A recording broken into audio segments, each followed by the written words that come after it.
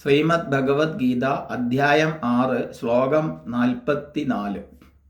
പൂർവാഭ്യാസേന തേനൈവ ഹ്രിയതേ ഹ്യവശോऽപി സഹ ജിജ്ഞാസുരഭിയോഗസ്യ ശബ്ദബ്രഹ്മാദിവർത്തതേ. പൂർവാഭ്യാസത്താൽ അവശനായിട്ട് അയാൾ നിശ്ചയമായും ഹരിക്കപ്പെടുന്നു.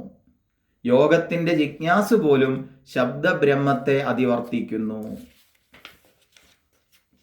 ഇവിടെ ഓരോ ജന്മത്തിലും അവരവരുടെ മുജ്ജന്മങ്ങളിൽ ആർജിച്ച സംസ്കാരത്തിനനുസരിച്ചിട്ടേ ഓരോരുത്തർക്കും പ്രവർത്തിക്കാൻ സാധിക്കൂ.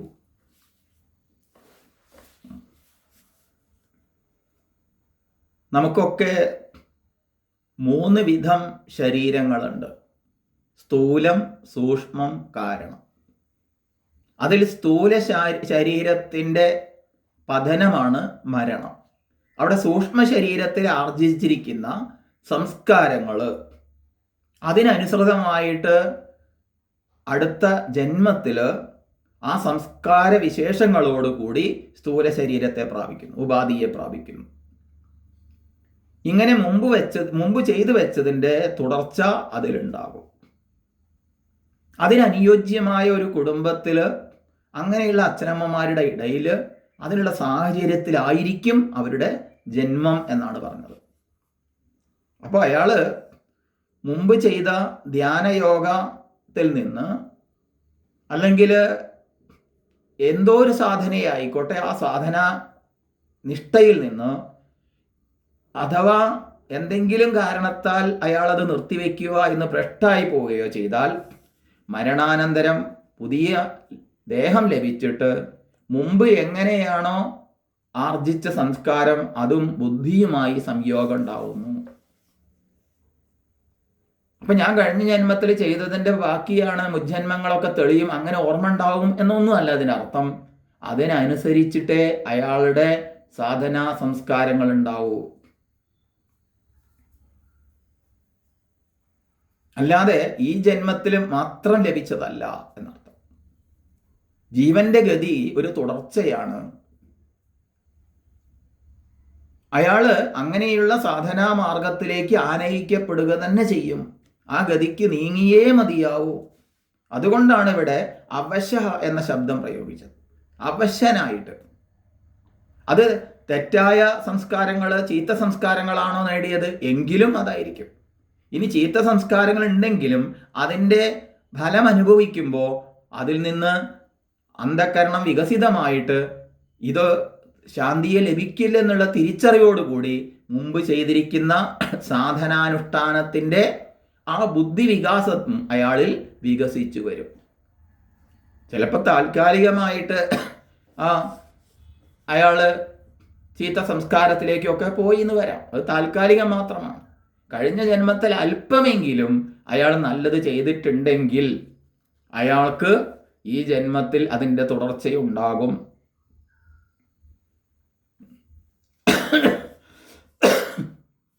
അധാർമികമായ സംസ്കാരങ്ങൾ പ്രബലമായുള്ളപ്പോൾ അവയ്ക്കനുസരിച്ചിട്ടായിരിക്കും പ്രവർത്തിക്കുക. പക്ഷെ എന്നാലും നഹി കല്യാണകൃത കശ്ചിത് ദുർഗതിന്താത ഗച്ഛതി എന്നുള്ള ആ ശ്ലോകത്തിൻ്റെ അനുസൃതമായിട്ട് അയാളിൽ എന്തായാലും ആ സംസ്കാരം അല്പമെങ്കിലും ഉണ്ടെങ്കിൽ, ഈശ്വരീയമായ സംസ്കാരം അല്പമെങ്കിലും ഉണ്ടെങ്കിൽ അത് പൊന്തി വരാതിരിക്കില്ല. വിവേകാനന്ദ സ്വാമികൾ പറയേണ്ടത് സ്വതവേയുള്ള പൂർണ്ണതയുടെ ആവിഷ്കാരമാണ് വിദ്യാഭ്യാസം എന്ന്. അല്ലാതെ ഈ ജന്മത്തിൽ ലഭിച്ചത് മാത്രമല്ല, നമ്മളെ കൊണ്ടുവന്നതും കൂടിയുണ്ട്.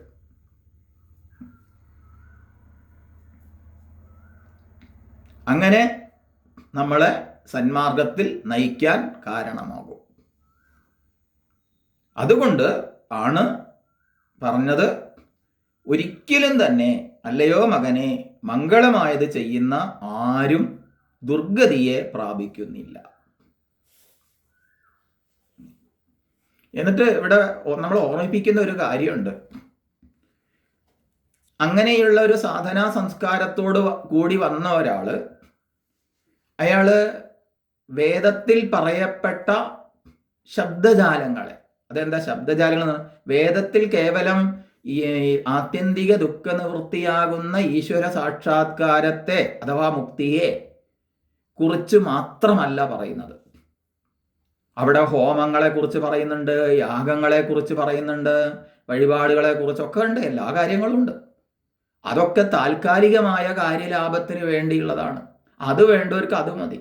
പക്ഷേ ഈ ധ്യാനത്തിൽ, അതായത് ധ്യാനം എന്ന് പറയുമ്പോൾ തന്നെ പുറമേക്കുള്ള ഈശ്വരാന്വേഷണമല്ല, ജീവിച്ചിരിക്കുമ്പോൾ തൻ്റെ ജീവിതം സുഖസമൃദ്ധമാക്കാൻ വേണ്ടി ധനത്തിന് വേണ്ടിയോ സമ്പത്തിന് വേണ്ടിയോ അല്ല തൻ്റെ ദാരിദ്ര്യം ഇല്ലാതാക്കാൻ വേണ്ടിയോ ഒക്കെയുള്ള അങ്ങനെയുള്ള പ്രാർത്ഥനകളും അങ്ങനെയുള്ള വേദവാക്യങ്ങളും ഒക്കെ അതിലുണ്ടെങ്കിലും അതിലൊന്നും അയാൾ ഭ്രമിച്ചു പോകുന്നില്ല. കാരണം അയാൾക്കറിയാം അതൊന്നുമല്ല മനുഷ്യജന്മത്തിൻ്റെ ലക്ഷ്യമെന്ന്. തൻ്റെ ഉള്ളിലേക്ക് നോക്കിയിട്ട്, പുറമേക്ക് നോക്കിയിട്ടല്ല, തൻ്റെ ഉള്ളിലേക്ക് നോക്കാനുള്ള അതാണ് ധ്യാനയോഗം. പുറമേക്ക് നോക്കാനല്ല. പുറമേയുള്ള ഒന്നും അവിടെ പ്രസക്തമല്ല. ഒരു സിദ്ധിയും അയാളെ സംബന്ധിച്ച് പ്രസക്തമല്ല. പല സിദ്ധികളുണ്ട്. അണിമ, ഗരിമ, ആഗാമിത്വം, വശിത്വം തുടങ്ങിയ സിദ്ധികൾ മാത്രമല്ല. ഒരു നമുക്ക് ജീവിതത്തിൽ നല്ലൊരു വീട് വെക്കണം, അതിന് ഈശ്വരാനുഗ്രഹം ലഭിച്ചു. അല്ലെങ്കിൽ ഒരു ലോട്ടറി അടിക്കണം, അതിന് ഈശ്വരാനുഗ്രഹം ലഭിച്ചു.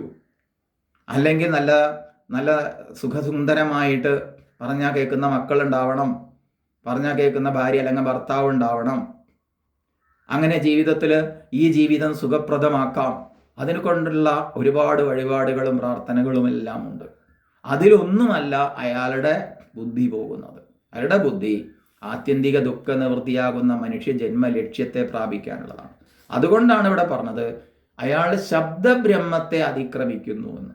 വേദത്തിൽ അങ്ങനെ ഒരുപാട് വാക്യങ്ങൾ പറഞ്ഞിട്ടുണ്ട്. അതിലൊന്നും അയാൾക്ക് ശ്രദ്ധ പോകുന്നില്ല. കാരണം തന്നിലേക്ക് തിരിയുന്ന ഒരാൾ പുറമെ നിന്നുള്ള യാതൊരുവിധ താൽക്കാലികങ്ങളായ ഒരു സിദ്ധികളെയും അയാൾ കാക്ഷിക്കുന്നില്ല.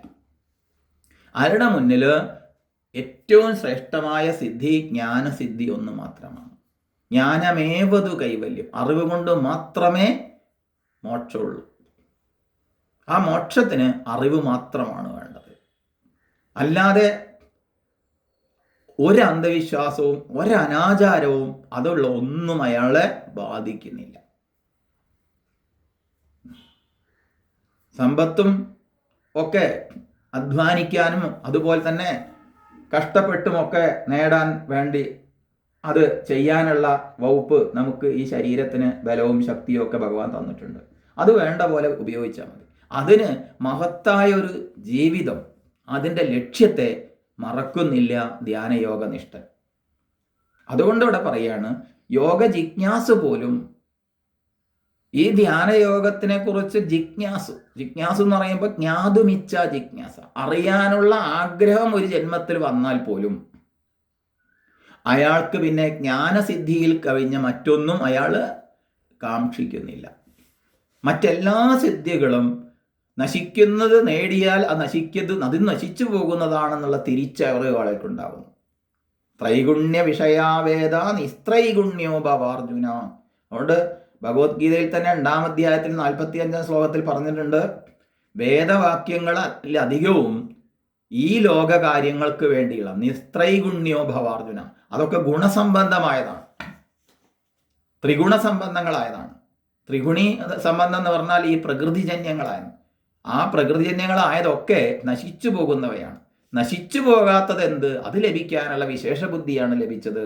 അതുകൊണ്ട് ഇതിനെക്കുറിച്ച് കുറച്ച് അറിഞ്ഞുവോ അയാൾ ഒരിക്കലും അങ്ങനെയുള്ള താൽക്കാലികങ്ങളായ പ്രാർത്ഥനകളിലോ അങ്ങനെയുള്ളതിലൊന്നും അയാൾ കുടുങ്ങിപ്പോകുന്നില്ല.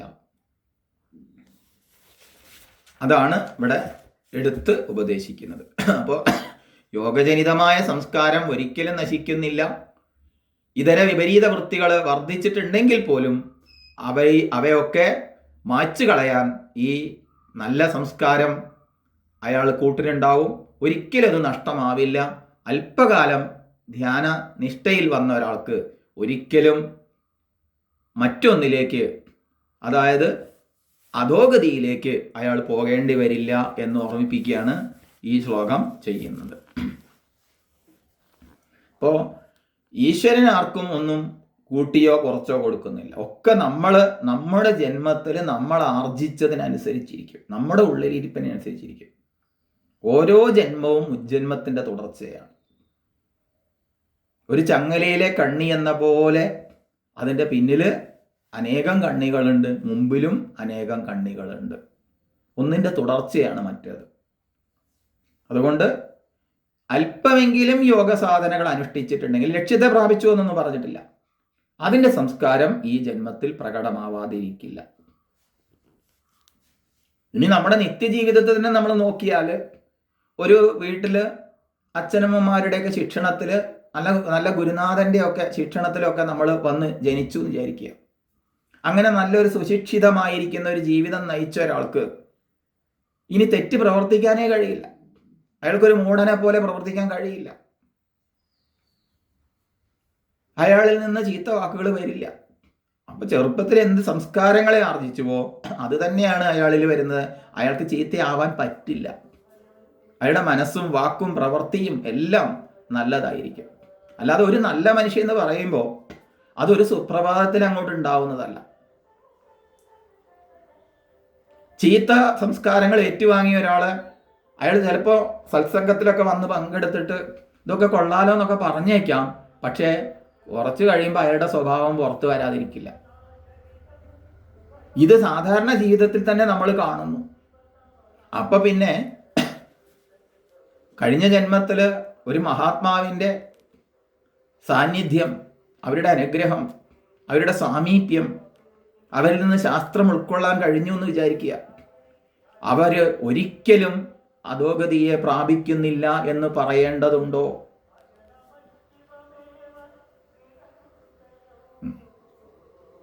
ഈ അനുഗ്രഹം എന്ന് പറയുന്നതൊക്കെ വാസ്തവത്തിൽ എന്തും ചെയ്തിട്ട് ഒരു മഹാത്മാവ് കൈ തൊട്ട് തലയിൽ വെച്ച് അനുഗ്രഹിച്ചാൽ എല്ലാം മാറി വരുന്നു എന്നല്ല. നമ്മുടെ പൂർവജന്മ സംസ്കാരാർജിതമായിരിക്കുന്നതിനെ തൊട്ടുണർത്താൻ മാത്രമേ ഒരു ഗുരുനാഥന് സാധിക്കൂ. കജ്ജളം പറ്റിയാൽ സ്വർണവും നിഷ്പ്രഭം. ഒരു സ്വർണം ചളിയിൽ കിടക്കുന്ന കാലത്തോളം അതിൻ്റെ തിളക്കം മനസ്സിലാവില്ല. പക്ഷെ അതിൻ്റെ ചളി മാറ്റി തരാൻ അങ്ങനെയുള്ള ഗുരുജനങ്ങൾ നമുക്ക് വന്നു ചേരും.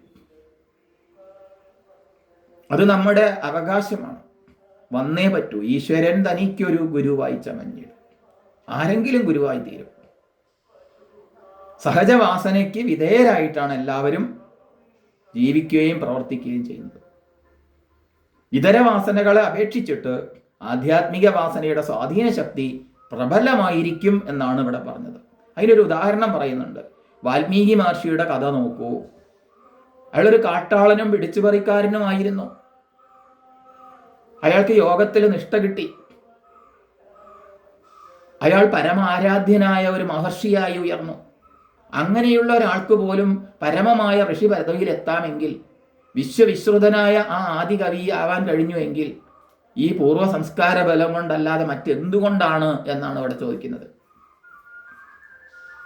അതുകൊണ്ട് പൂർവജന്മ സംസ്കാരങ്ങൾ കൊണ്ടുവന്ന ഒരാൾക്ക് അങ്ങനെയുള്ള മഹജ്ജനങ്ങളെ, അങ്ങനെയുള്ള ഗുരുജനങ്ങളെ ലഭിക്കുന്നു.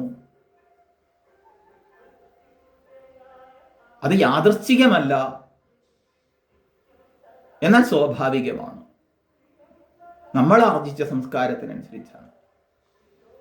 ഇങ്ങനെ പൂർവ്വ സംസ്കാരത്തിന്റെ പ്രഭാവത്തെ വെളിപ്പെടുത്തിയ ശേഷം ഭഗവാൻ ഈ യോഗത്തിന്റെ മാഹാത്മ്യത്തെ വെളിപ്പെടുത്തിയതിനു ശേഷം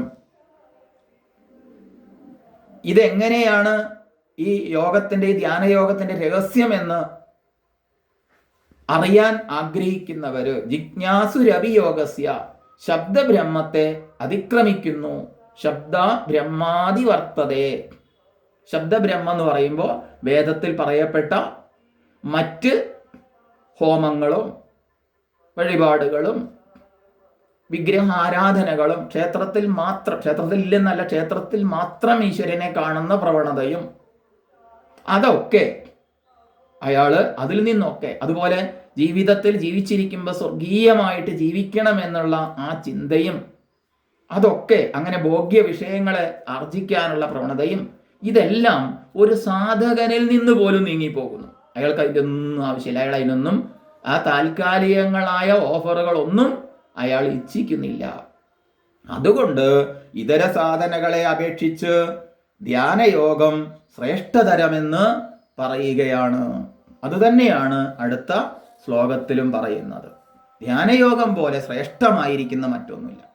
ധ്യാനാവസ്ഥിത തദ്ഗതേന മനസാ പശ്യന്തിയം യോഗിനോ. പുറമേക്ക് നോക്കുന്ന ഒരാള്, പുറമേക്ക് ഈശ്വരാന്വേഷണം നടത്തിയ ഒരാള് ഏതെങ്കിലും ഗുരുനാഥന്റെ അനുഗ്രഹത്താൽ അഥവാ തൻ്റെ പൂർവജന്മാർജിതമായ സംസ്കാരത്തെ ഉണർത്താൻ സാധിച്ചുവോ, ഇനി അയാൾക്ക് അധോഗതി ഇല്ല. അയാള് ആ ഉള്ളിലേക്ക് നോക്കാനുള്ള, തന്നുള്ളിലും സർവത്തിലും കുടികൊള്ളുന്ന ചൈതന്യത്തെ അയാൾ പൂർവാധികം ശക്തിയോടുകൂടി അത് ശ്രേഷ്ഠതരമെന്ന് മനസ്സിലാക്കിയിട്ട് മുന്നോട്ട് പോവുക തന്നെ ചെയ്യും എന്ന് പറയുകയാണ് ഈ ശ്ലോകത്തിൽ ചെയ്യുന്നത്.